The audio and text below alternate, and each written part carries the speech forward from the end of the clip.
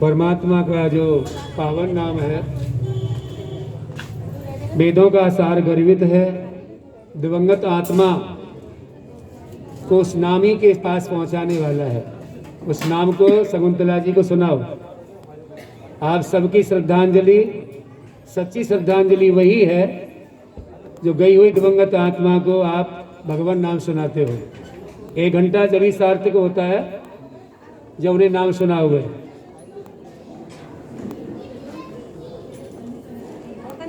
श्री राम जय जय राम, श्री राम जय राम,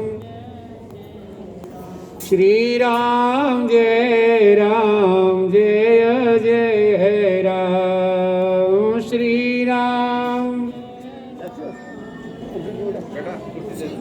कौशल्या के प्यारे राम, कौशल्या के प्यार, दशरथ राज दुलारे राम, दशरथ राज।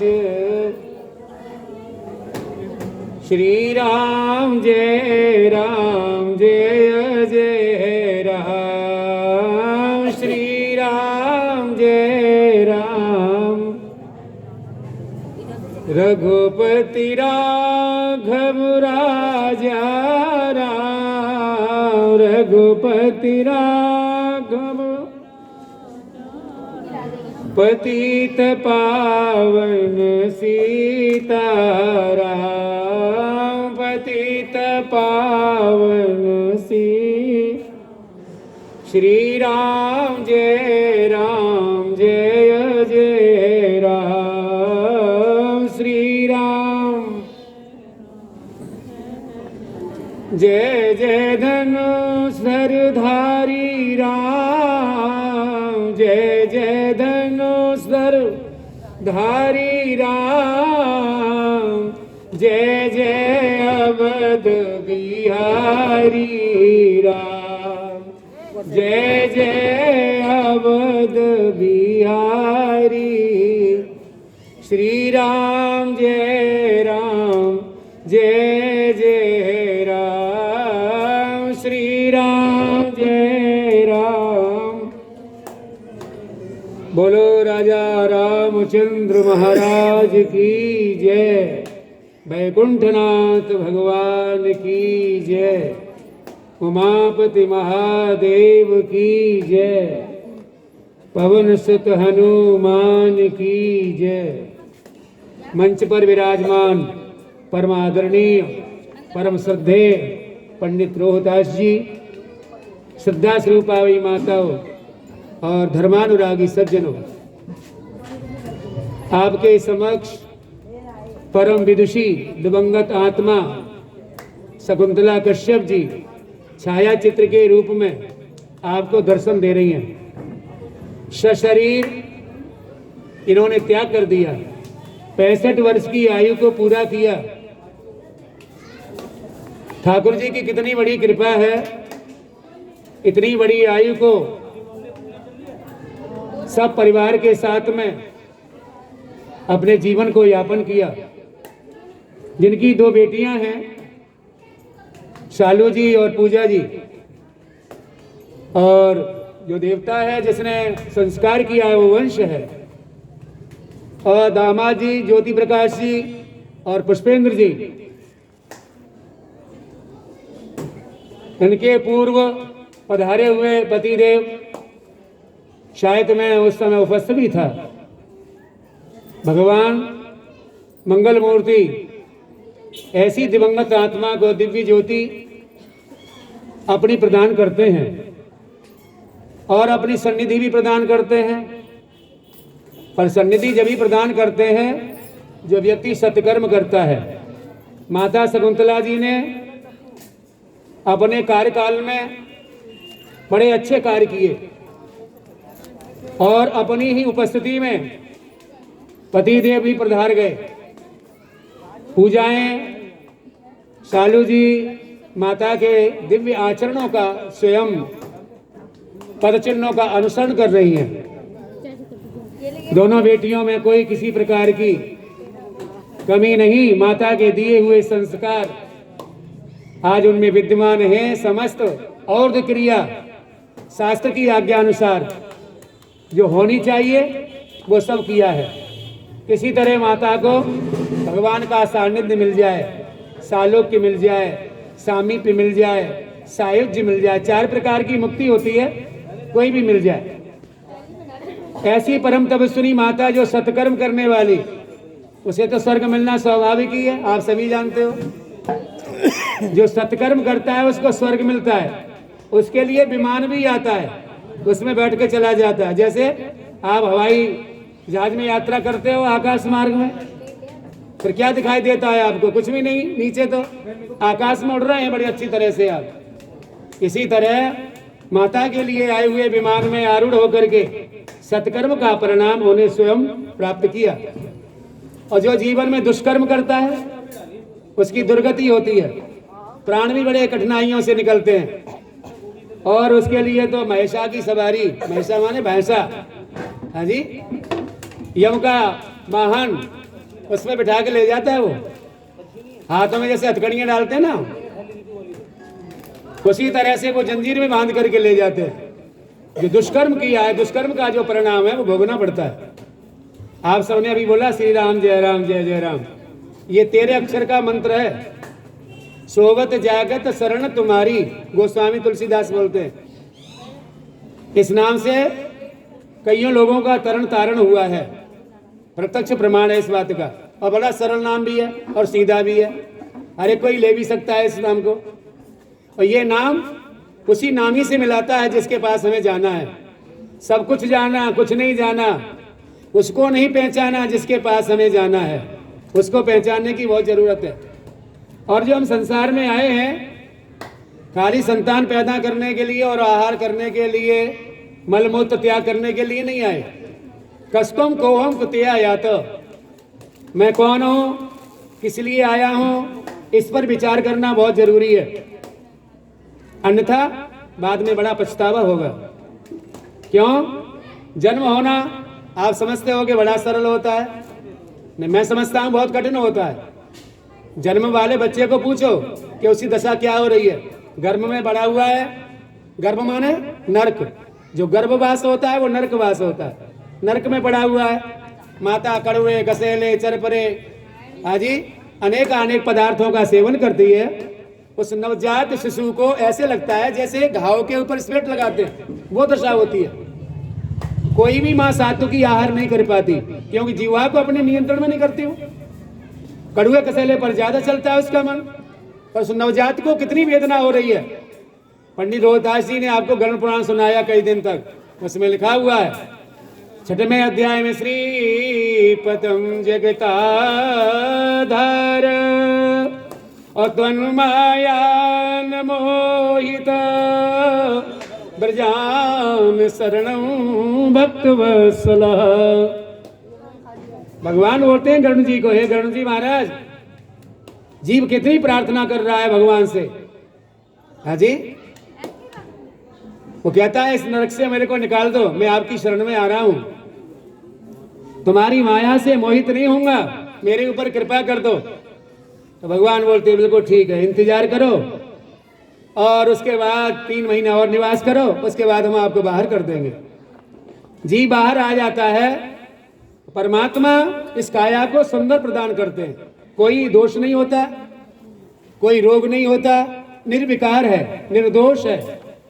जैसे गीता में भगवान बताते हैं अर्जुन को, वासांसि जीर्णा नियता विहाय नवान गृह्णाति नरोपराणि तथा शरीरा विहाय जीर्णा नन्यानि संयाति नवान देहि। देहि माने शरीर, देहि का हम त्याग करते हैं।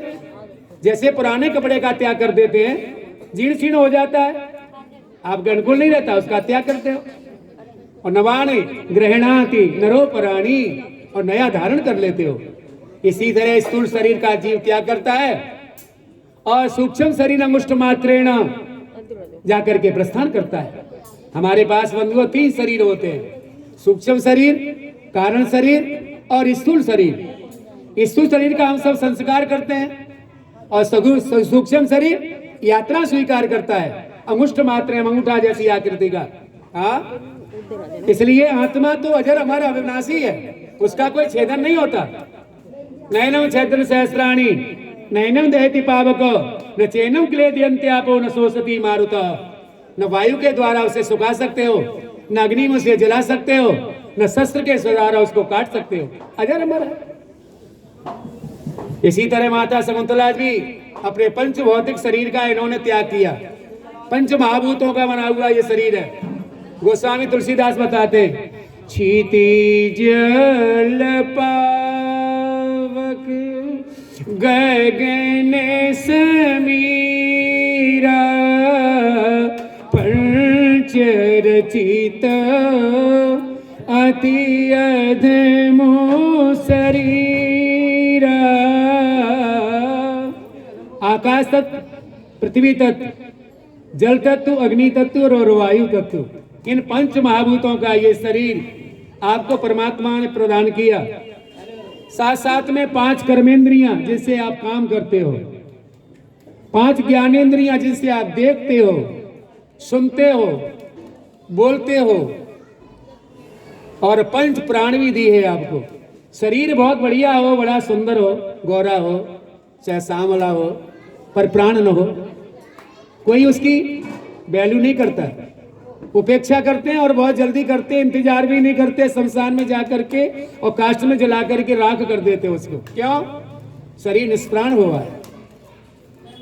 भागवत में व्यास बोलते हैं, देहस्तमास रुधिरे अभिवतम तजत्वं जाया सुता ममता मुमुंच पश्यानिसं जगदितं क्षणभंगनिष्ठ वैरागिरागिरस को भवभक्तनिष्ठ। देहस्तमास रुधिरे, देह माने शरीर और अस्त माने अस्थियां। इस शरीर में 360 अस्थियां हैं। या 2 स्तंभ लगाए भगवान, स्तंभ माने पिलर जिसको बोलते हो आप, उसके ऊपर कटी भाग से ऊपर का ये नगर तैयार किया है जिसके 9 दरवाजे हैं। 7 जो दरवाजे हैं वो ऊर्ध्व मार्ग, ऊर्ध्व माने ऊपर को, और 2 मार्ग माने अधो, अधो माने नीचे को। इन्हीं 9 दरवाजों से हमारे प्राण निकलते हैं। बंधुओं, आप सभी जानते हो इस बात को कि परमात्मा ने इस शरीर का जब निर्माण किया, मकान, इसको मकान बोलते हैं, तो 9 दरवाजे तैयार किए। आंखें खुली रह जाएं तो समझो आंखों से प्राण गए हैं, बहुत अच्छी गति है। मुख खुला रह जाए तो समझो मुख से प्राण गए, बहुत अच्छी गति है। घ्राण इंद्रिय, नासिका से प्राण जाए, बहुत अच्छी गति है। श्रवण इंद्रिय, कानों से जाए, बहुत अच्छी गति है। ऊपर के मार्ग से जो प्राण जा रहे हैं, ऐसा शास्त्र कहता है, आज्ञा देता है, बहुत अच्छी गति का सूचक बताता है। लेकिन अधो मार्ग से जाए, जिसका मलमूत्र निकल जाए, वो ज्यादा गति का अच्छा सूचक नहीं मिलता है। तो जिस शरीर के द्वारा 360 का मिला हुआ, कितने जोड़ लगाए, कितने मोड़ लगाए शरीर में परमात्मा ने, कितना सुंदर वो कारीगर है। आपको नाक नक्शा कितना सुंदर दिया हुआ है। इसका शरीर का त्याग माता शकुंतला जी ने किया। देह समात रुदे तजत्तम, त्याग दिया। पर त्यागने से पूर्व बेटियों को जो जन्म दिया, जाया सुता ममता ममुंच, दोनों बेटियों से नाता तोड़ दिया जरा सी देर में। इतने वर्षों तक बेटियों के साथ में रही, बेटियों ने देखभाल रखी, सब कुछ किया, लेकिन जब समय निकट आया तो सारी ममता का त्याग कर दिया। जरा सी देर ममता नहीं रखी, मेरी पूजा कैसे रहेगी, मेरी शालू कैसे रहेगी, इस पर विचार नहीं कर पाया। क्यों? जब समय की सीमा निर्धारित हो जाती है बंधुओं, तो एक पग भी चलना आगे बड़ा मुश्किल होता है व्यक्ति का। जाया सुता ममता ममंचो, जिसको जन्म दिया, जिसका पालन किया, बेटियों का सब कुछ किया, पर त्याग भी कर दिया। वैरा गिरा गिरस को, भव भक्त निष्ठ, विरक्ति हो गई परिवार से और परमात्मा में अनुरक्ति हो गई। जब संसार से व्यक्ति होती है और परमात्मा में अनुरक्ति होती है तो आए हुए स्वर्ग के विमान में आरूढ़ होकर के दिवंगत आत्मा प्रभु के धाम में बड़ी सुंदर यात्रा, मंगलमय यात्रा करता है, जिसे कहा माता जी ने किया। और जो श्री राम जय राम है, भुवनान भूमौ, जिस भूमि पर आप बैठे हो उसको भी सुंदर बनाता है और हृदय रूपी जो भूमि है उसको भी पवित्र करता है। ऐसे सुंदर, हाँ, ऐसी परम विदुषी माता का क्या कहना है, परम तपस्विनी, बड़े सुंदर संस्कार, सत्कर्म करने वाली, पुरुषार्थ परमार्थ पर सेवा परोपकार ये सब काम करने वाली, ऐसी निष्ठावान, ऐसी माता का तो कहना ही क्या है। भगवान मंगल मूर्ति कृपा करते हैं ऐसे जीव परमात्मा जीव के ऊपर, और जब बुलाते हैं तो अपना सन्निधि प्रदान कर देते हैं, इसमें कोई संदेह नहीं।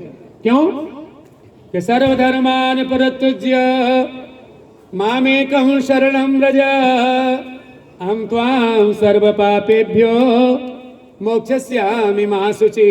गीता में भगवान ने बताया अर्जुन को, माँ एकम शरणम व्रज, माँ माने मुझको, मया माने मेरे द्वारा, मम माने मेरा। हाजी, जो मेरी शरण में आ जाता है बस भगवान कृपा कर देते हैं। माँ एकम शरणम व्रज, एक ही शरण में जाने पर माँ को पता लग गया कि मुझे तो अब गोविंद के पास जाना है, आप सारे को मैं त्याग करती हूँ और गोविंद मैं आपकी तरफ आ रही हूँ, मेरे ऊपर अपनी कृपा की दृष्टि हाँ हमेशा बनाए रखना, ऐसी माँ की प्रार्थना। और माँ की प्रार्थना को भगवान ने सुना, ये सभी आप जानते हो, देख भी रहे हैं। क्यों? जीव परमात्मा का जब चिंतन करता है तो भगवान उसकी देखभाल करते हैं। गीता के 9वें अध्याय में भगवान बताते हैं, अनन्यः चिन्तयन्तो मां ये जना पर्युपासते तेषां नित्याभियुक्तानां योगक्षेमं वहाम्यहम्। अनन्यः चिन्तयन्तो मां, मां माने मुझको, मेरा जो जीव चिंतन कर रहा है परमात्मा उसकी देखभाल करते, उसका योगक्षेम पूरा करते, और जो उसके निकट आकर के वास करता है उसकी देखभाल करते हैं। पर हम लोग क्या करते हैं, संसारी जीव जितने भी हैं, हम लोग चिंतन नहीं करते, हम लोग चिंता करते हैं। और जब चिंता करते हैं तो अब चिंता हमारी क्या करती है, हमको चिता पे लिटा देती है, और जो सुंदर माया काया मिली थी उसको राख बना देती है। अब आप विचार करो, चिंतन अच्छा है या चिंता अच्छा है? चिंतन परमात्मा से मिलाता है, गोविंद से मिलाता है, नारायण से मिलाता है। जैसे भीष्म पिता बाणों की सैया पर लेटे हुए कितना दर्द हो रहा है वो आप भी जानते होंगे, कहीं कांटा चुभ जाए तो कितना दर्द होता है। पर वो उत्तरायण का इंतजार कर रही है, उत्तरायण चल रहा है जिसमें माता जी ने अपने देह को त्याग किया है, प्राणों का परित्याग किया है। उत्तरायण के सुर में भीष्म पितामह भी इंतजार कर रहे थे, उत्तरायण आए तो अपने प्राणों को त्याग दो ना, पर उससे पहले मैं जानता हूं मेरे पास गोविंद आ जाए देह। हाँ, इसलिए हे कृष्ण एक बार मेरे पास आओ। कृष्ण त्वदीय पदपं कज पंजरांते यद्यैव मे विशति मां रसराज हंस प्राण प्रयाण समये कफवात पित्तै कंठा विरोधन विदो स्मरणं कुतस्ते। भीष्म पिता बोलते हैं, महाराज मैं आपकी झांकी को अपने नैनों में बसाना चाहता हूँ और अपने प्राणों को भी त्याग करना चाहता हूँ, पर प्राण त्याग जब ही करूंगा जब मेरे आप सामने होंगे। जब प्राण त्यागूंगा और आपकी झांकी को नैनों में बसाऊंगा तो मेरे सहज ही प्राण निकल जाएंगे। हाँ, आपकी झांकी मेरे नैनों में बस जाएगी, और जब तक आप नहीं आओगे और बाद में आओगे तो उसका परिणाम क्या होगा, कंठा विरोधन विदो स्मरणं कुतस्ते, मेरा कंठ अवरुद्ध हो जाएगा, वाणी मेरी काम करना बंद कर देगी, फिर आपको याद करने में बड़ी परेशानी होगी। जीवन का क्या भरोसा है, कब धोखा दे जाए। लोग सोते सोते रह जाते हैं, कई लोग बोलते बोलते रह जाते हैं, कोई लोग चलते चलते यात्रा पूरी कर जाते हैं। बताओ क्या भरोसा है? कोई व्यक्ति बोलता है, क्या भरोसा है इस जिंदगी का, साथ देते ना वो किसी का। क्या भरोसा है इस जिंदगी का, साथ देते ना वो किसी का। श्वास रुक जाएगी चलते चलते, संभा बुझ जाएगी जलते जलते, दम निकल जाएगा रोशनी का। क्या भरोसा है इस जिंदगी का, साथ देती ना वो किसी का। क्या भरोसा है इस जिंदगी का। हम रहे ना मोहब्बत रहेगी, दुनिया अपनी दास्ता कहेगी। हम रहे ना मोहब्बत रहेगी, दुनिया अपनी दास्ता कहेगी। नाम रे जाएगा दिमी का, क्या भरोसा है इस जिंदगी का। साथ देते ना वो किसी का। क्या भरोसा है इस जिंदगी का। ये दुनिया हकीकत पुरानी, चलते रहना है इसकी रुबानी। फर्ज पूरा करो बंदगी का, क्या भरोसा है इस जिंदगी का। साथ देते ना वो किसी का,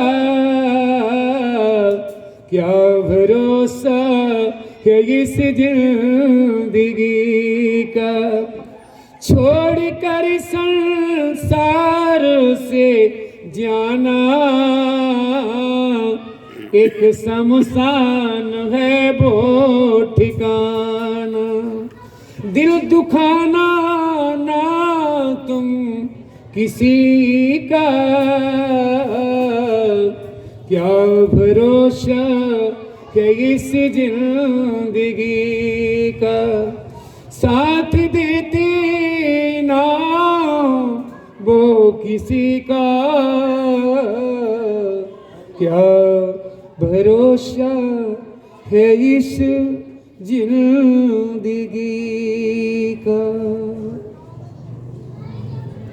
भीष्म पिता है बार बार परमात्मा से एक ही बात कहते, कंठ अवरुद्ध हो जाएगा मेरा, मैं आपको याद नहीं कर पाऊंगा। महाराज जी ने जो कथा सुनाई है आपको, 21 नरकों का वर्णन किया गया, जिसमें तामेस, लोह तामेस, अंध तामेस, महारौरक, कुंभी पाक आदि कितने नरकों को बताया होगा आपको। प्रत्येक जीव दुष्कर्म करने के बाद उस नरकों की यातनाएं भोग रहा है, पीड़ा से ग्रस्त हो रहा है, कितने दुखों को कष्ट में पड़ा हुआ है कि जन्म दुख, जरा दुख और जाया दुखम पुनः पुनः, अंतकाल महादुखम तस्मा जागृत जागृहि। जन्म होना भी बंधुओं बड़ा कष्ट है, जन्म होना भी दुख है और जरा होना, जरा माने बुढ़ापा, बुढ़ापा भी बड़ा कष्टदायक होता है। घुटनों में दर्द, कमर में दर्द, सारे बदन में दर्द, पैरों में दर्द, चला भी नहीं जाता, बैठा भी नहीं जाता, केवल बोला जाता बस खाली। बूढ़े की दशा कितनी बड़ी परेशानी की। तो ये सारे कष्टों को जीव स्वीकार कर लेता है। लेकिन बंधुओं, अंत का जो कष्ट है वो स्वीकार नहीं कर पाता। अंत काल महाकष्टम, उसको महाकष्ट बताया गया है। शरीर सैया से लग जाता है, कोई सुनने वाला नहीं होता, कोई जल देने वाला नहीं होता, कितनी परेशानियों से जूझ रहा है और गोविंद से प्रार्थना कर रहा है कि प्रभु अब तो मुझे अपने पास बुला लीजिए, अब मुझ में कष्ट सहन नहीं हो रहा है। तो जीवन में यदि सत्कर्म किया है तो कष्टों से निवृत्ति हो जाती है और सुख की एकमात्र समृद्धि हो जाती है और परमात्मा के जाने के लिए मार्ग क्लियर मिलता है आपको। उसी परमात्मा के पावन नाम के द्वारा हमारा जीवन परम मंगल में होता है। जैसा कि परम विदुषी माता शकुंतला जी ने एक आराध्य प्रभु का आनंद लिया, उनको जीवन में स्मरण किया, उनकी जीवा पर वो परमात्मा का नाम जो हमेशा गुनगुनाती रहती थी, पता नहीं लगा सकता कोई व्यक्ति क्या बोलती हैं। ऐसा चिंतन करने वाली, ऐसा स्मरण करने वाली गोविंद ने जरा सी दया कर दी और अपने पास में बुला लिया। ऐसे जीव को परमात्मा विशेष कृपा के आधार पर बुलाते हैं, जो जीव उनका हमेशा चिंतन करता रहता है। और जब चिंतन करता है तो परमात्मा उसकी चिंता करते हैं। हम लोग तो 1 घंटा याद कर लें तो ठाकुर जी 12 घंटा हमारा ख्याल रखते हैं, और 2 घंटे याद करें तो 24 घंटे याद रखते हैं। इतने वो दयालु। संसार में ना कोई ऐसा मित्र है, ना कोई ऐसा निकटवर्ती है, ना कोई ऐसा संबंधी है जो हमारा ख्याल रखता हो, पर गोविंद हर एक जीव मात्र का ध्यान रखते हैं। और बंधुओं, संसार से तो सबको जाना ही जाना है। 16 अध्यायों की आपने कथा सुनी। 16 ही श्लोकों में प्रत्येक अध्याय का एक श्लोक, 16 अध्याय में 16 श्लोक की फलश्रुति का आज केवल विवेचन है। बेटा चाहे बेटी के बनकर के आए चाहे अपना हो, वो भी तो अपना ही है। शास्त्र की मर्यादा अनुसार जो औरत क्रिया करता है, ज्ञात में अज्ञात में जान में अनजान में कोई पाप भी हो जाता है, वो सब समाप्त होता है, ऐसा शास्त्र कहता है। सर्व पाप ही प्रमुच्यते, ऐसा लिखा हुआ है। और इदम चामुष्कम कर्म, यदि कदाचित बेटा इस कर्म को नहीं करता है तो उसको अधम की संज्ञा दी जाती है, पतित कहलाता है। और यहाँ तक शास्त्र आज्ञा करता है उसके हाथ का जल भी ग्रहण नहीं करते वो लोग। देवता पितरश्चैव और नैव पश्यन्ति तद्गृहम्, देवता लोग और पितर लोग उस घर का अवलोकन नहीं करते जिस घर में बेटा ये काम नहीं करता है। माता पिता के पूर्ण होने पर पिता को स्वर्ग भेजने के लिए शास्त्र की क्रियाओं को और क्रियाओं को जब करता है तो दिवंगत आत्मा भगवान की सन्निधि को स्वीकार करता है और बेटा वो धर्मपुत्र कहलाता है, जिसमें देवता लोग और पितर लोग अवलोकन करते हैं तो हमारे को वंश की वृद्धि भी करते हैं और संपत्ति भी करते हैं। हमें संतति भी चाहिए और संपत्ति भी चाहिए। बिना संपत्ति के हमारा कल्याण नहीं होता और बिना संतति के हमारा वंश की वृद्धि नहीं होती। वंश भी तो आगे चलाना, हाँ, वंश आगे चलाने के लिए ये नहीं देवताओं की और पितरों की कृपा होती है। चांडाल समा गया यदि बेटा नहीं करता है तो उसको चांडाल आदि की उपमा दी जाती है। चाहे ब्राह्मण हो, क्षत्रिय हो, वैश्य हो, शूद्र हो, चारों वर्णों में कोई भी व्यक्ति हो, उसके लिए सब शास्त्र आज्ञा देते हैं। पुराण को सुनना और पुराण का पूजन करना, जैसे भगवान का वाग्मय रूप हो ऐसा ये वाग्मय रूप है भगवान का। हम इसकी पूजा करते हैं और भगवान ने गरुड़ जी महाराज जी को सारा संवाद कह करके सुनाया है कि जीव की गति कैसे होनी चाहिए, परम गति को जीव प्राप्त होता है। हाँ जी, पर बंधुओं संसार में जीव तो अकेला ही आता है, डबल तो आता नहीं, साथ तो कोई आता नहीं, और जाना भी अकेला ही होता है। माता जी जब गई तो अकेली तो गई। हाँ जी, पति देव पहले प्रस्थान कर गए और बाद में माता ने भी प्रयाण किया। इसलिए हमारा जो सत्कर्म है हमारे को स्वर्ग दिलाता है। और छोड़ जाने के एक दिन तो छोड़ना ही पड़ता है संसार को। कितना भी योगी हो, अमलात्मा हो, योगींद्र हो, मुनींद्र हो, ज्ञानी हो, कोई भी हो, सबको छोड़ना पड़ता है। और सभी संसार में अकेले आते हैं और संसार से सभी को अकेला जाना पड़ता है। छोड़ कर संसार जब तू जाएगा, कोई न साथी तेरा साथ निभाएगा। छोड़ कर संसार जब तू जाएगा, कोई न साथी तेरा साथ निभाएगा। तूने भजन किया न हरि का, बिसियों में जन्म गमाया। यमराज पकड़ लिया में मुदगर से फोड़ काया। फिर कौन छुड़ाएगा, कोई न साथी तेरा साथ निभाएगा।